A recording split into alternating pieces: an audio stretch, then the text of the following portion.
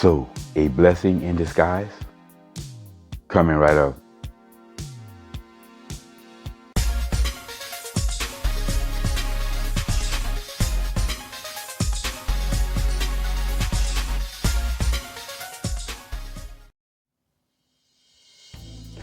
What's up, y'all? Welcome back to Conversation Logic and Reason.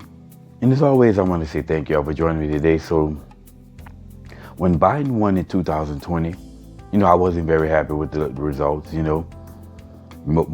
again, all of us conservative patriots, we were not happy. I saw this as a major step back in competency from Trump, and well, history bears it out to be true. But most notably, I think a lot of us believe that there was voter fraud that took place, and I still believe there was a lot of voter fraud in 2020. If you look at the numbers, the stuff just doesn't make any sense. Biden got a record number of votes. He got 12 million more votes than Barack Obama, so he was that much more popular than Barack Obama. And Trump got record votes that year. More votes than we've ever seen in presidential elections. Okay, and then fast forward to 2024, Trump actually got 2 million more votes than he got in 2020, but Harris had a significant drop off. She got, 7 million less votes than Biden? So you're telling me that 7 million people decided not to vote? That's not making any sense, And of course, I believe it was the mail-in ballots that was responsible for the bulk of all the anomalies that took place. I just think that mail-in ballots are a scam and shouldn't exist. Obviously it was a product of COVID, but I think you should have to go in, regardless of if you vote early or if you vote on the day, you should have to go in. Like I said, we need to have integrity when it comes down to our election. And I just don't believe that we really truly have that. If you look at it, again, all the states where the places where Harris won were the places where they don't check for IDs.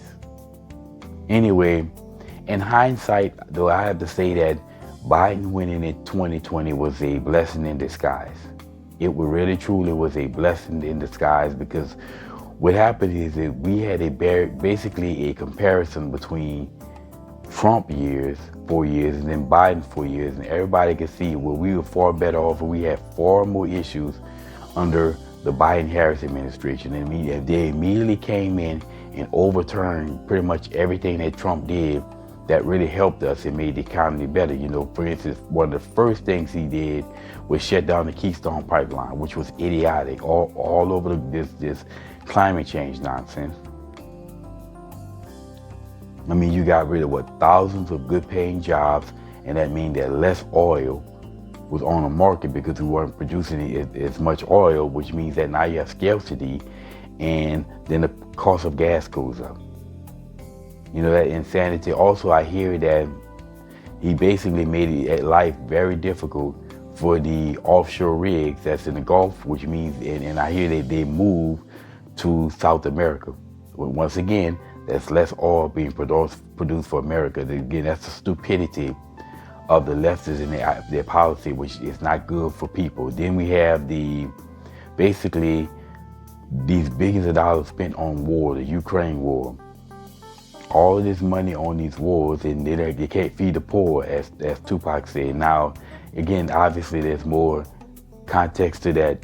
Just simply they got money for wars, they can't feed the poor, but we spending billions of dollars on this war, and of course, that's at the behest of the military-industrial complex that so many politicians are beholden to, but not Trump, because Trump basically funded himself, so he wasn't beholden to anyone. And this is why we always in these perpetual wars, because these politicians are beholden to the military-industrial complex, and the more wars we're in, the more bombs and missiles we use, more weapons we use, more we have to buy from the people who make them, which is the military-industrial complex.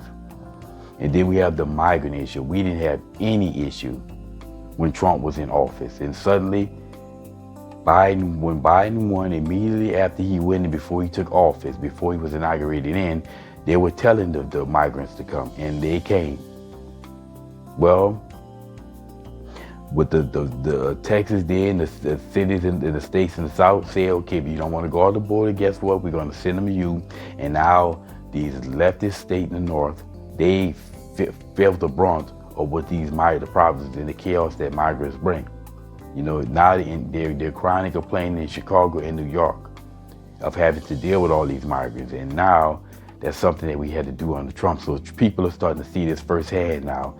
And now, you know, we see the hurricanes hitting the country, and FEMA don't have any money now to take care of its citizens because they spent all the money on the migrants. Again, this insanity that people are starting to feel firsthand now, and a lot of times, sometimes an experience is better than a theory.